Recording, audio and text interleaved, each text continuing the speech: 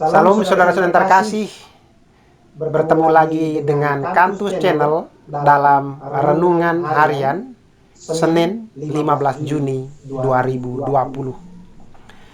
Bacaan Injil pada hari ini diambil dari Injil Matius bab 5 ayat 38 sampai 42. Dalam Injil Matius ini bab 5 ayat 38 di sana dikatakan, kamu telah mendengar firman, mata ganti mata dan gigi ganti gigi.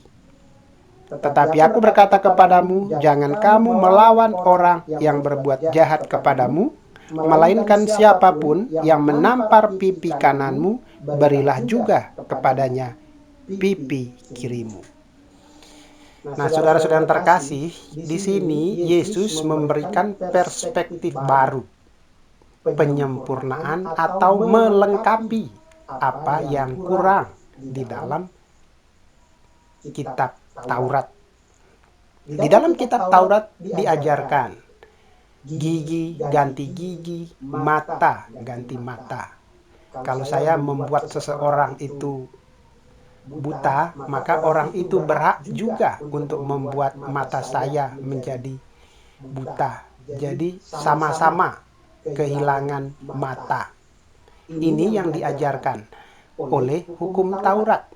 Tetapi Yesus memberikan sebuah penyempurnaan tambahan supaya kita tidak sampai menyakiti atau membalas dendam. Kalau di sini prinsipnya itu membalas dendam. Sementara Yesus mengajarkan kepada kita tidak untuk membalas dendam, sebaliknya untuk memaafkan dan mengampuni. Saudara-saudara terkasih, kalau saya membimbing retret, itu ada bagian rekonsiliasi. Dan salah satu yang paling penting di dalam rekonsiliasi bagi kita semua adalah bagaimana kita melihat luka-luka, pengalaman pahit ketika kita dikhianati, ketika kita dihina, ataupun ketika kita diperlakukan tidak adil. Ada orang yang bertanya, beberapa orang, Pak, itu kan agama kita sering dihina-hina, sering dijelek-jelekkan. Bahkan ada yang sebelumnya seagama dengan kita, lalu mereka keluar, tidak hanya keluar tetapi mereka menjelek-jelekkan agama kita. Setengah bercanda saya mengatakan itu mungkin dia masih ingat atau tidak bisa melupakan mantannya.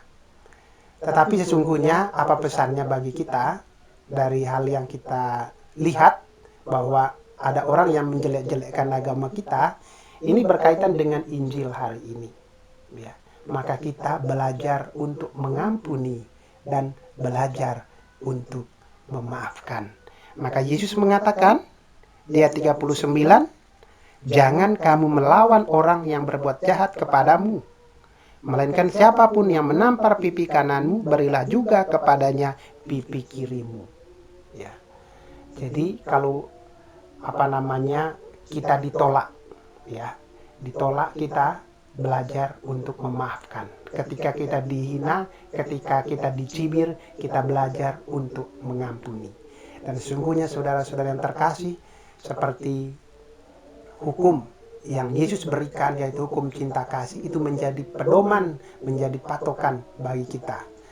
Tentu ada yang berpikir bagaimana kita bisa mengampuni. Nah, inilah perjuangan kita, saudara-saudara yang terkasih, bagaimana kita belajar untuk mengampuni. Ya tentu untuk bisa mengampuni dan memaafkan, kita harus punya sikap untuk mau melihat bahwa kadang orang melakukan sesuatu itu tidak dia kehendaki, tidak dia rencanakan. Jadi kadang orang melakukan sesuatu itu karena dorongan atau karena situasi yang mereka alami. Dan itulah yang Yesus ucapkan ketika Yesus wafat di salib. Yesus berkata, Tuhan, ampunilah mereka, sebab mereka tidak tahu apa yang mereka perbuat. Jadi Yesus mengajarkan kita untuk mengampuni dan memaafkan. Dan ajaran Yesus sendiri ini sudah Yesus praktekkan. Dan sesungguhnya saudara, mengapa sih Yesus mau mengajarkan kita untuk mengampuni dan memaafkan? Mungkin kadang kita melupakan bahwa kalau kita menyimpan dendam, menyimpan amarah, yang rugi itu adalah diri kita. Hati kita menjadi tidak tenang, hidup kita penuh dengan kebencian, dan kadang kita bisa marah.